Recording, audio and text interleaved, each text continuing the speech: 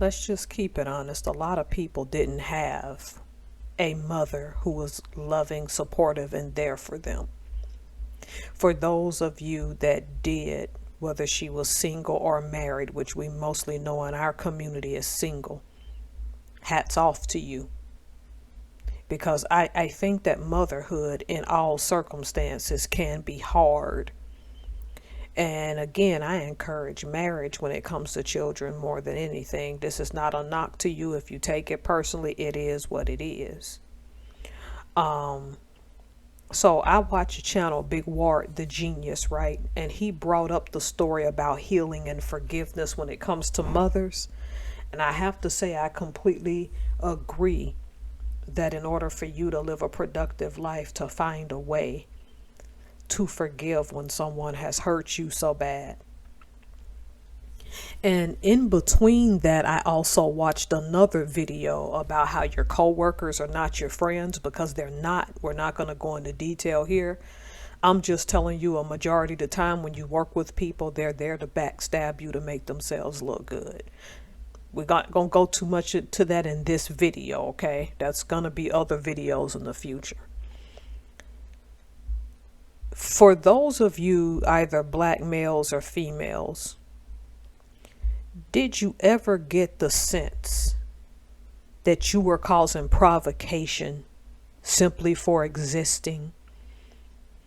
Meaning that you had hit a point as a child when you realized that your mother, your single mother, and this was specifically for single mothers, just really didn't show you love or didn't love you.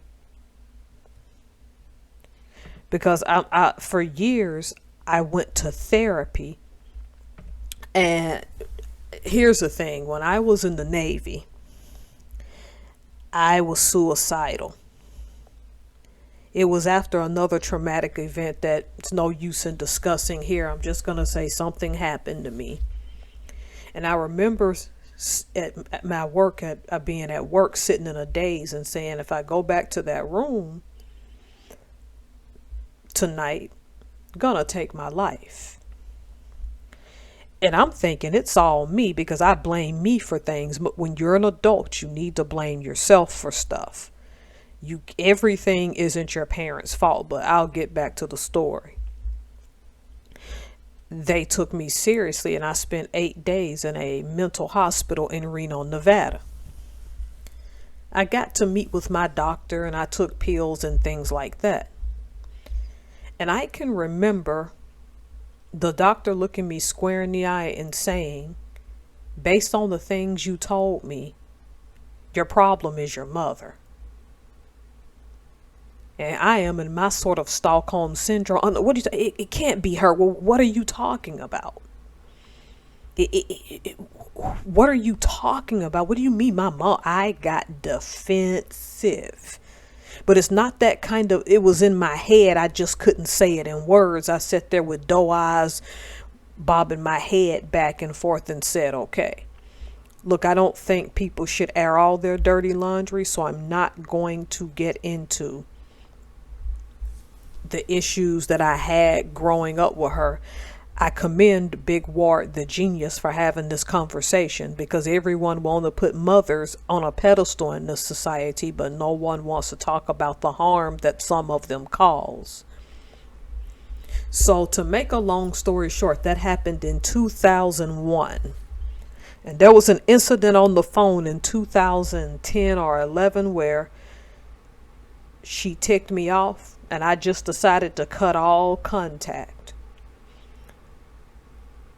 And for many years, from the time I cut that contact in my 30s up until now, I can see that doctor to this day. It's almost visible, the outfit he was wearing, the small room we're sitting in. It hit like a bright light. This man told me years ago she was the problem. I just never believed and thought in a million years I would reach my breaking point. If you're a black male right now, you understand that sometimes your single mother looked at you and saw your father who did something to her, or she perceives did something to her, because sometimes these men don't provoke these women in the way that they say. So let's see that both ways. You're the image of that man, and you're in the mere look of your existence, the mere fact that you look like him is enough provocation for her to be angry. So then that type of single mother destroys her son because that's all she can see.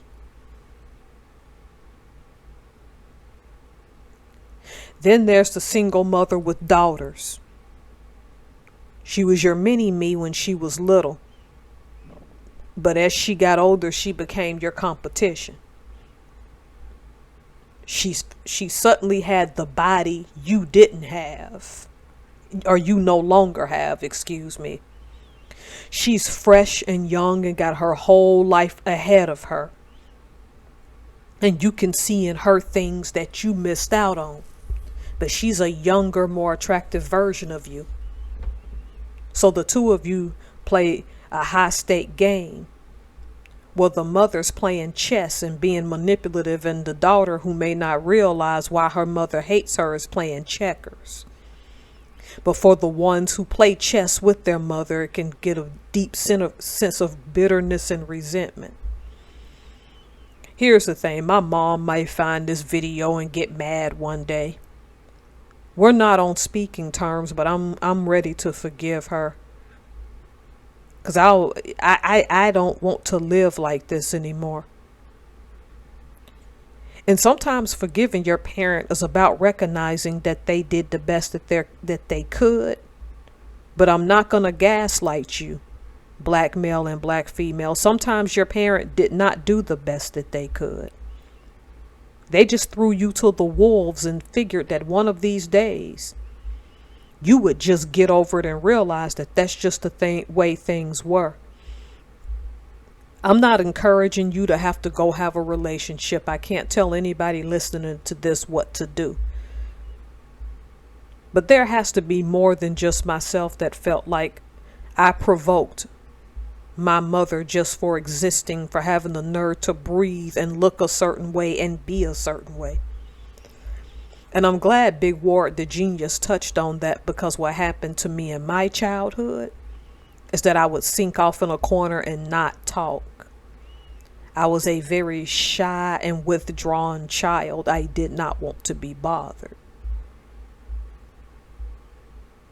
My way of dealing with that is, to this day, I think most people have an ulterior motive. And it took me many years to figure out that relationship is the reason that I don't open up to people. Now, don't get me wrong. Like I said about the co-workers, some of them sneaky, and one of these days that'll be a whole nother video. But right now, if you're that black male or black female, I'm going to ask you to do me a favor. If you have some idea of who your biological father is, or if you really know who that is, and you hit the age of 18 plus, before you go off into your life, no matter what that man tells you, you go to them if they're still alive by the time you hit 18 and ask them why they left. Whether you like their answer or not, if that man shoos you away, that's not to say that he's shooing you away because he hates you.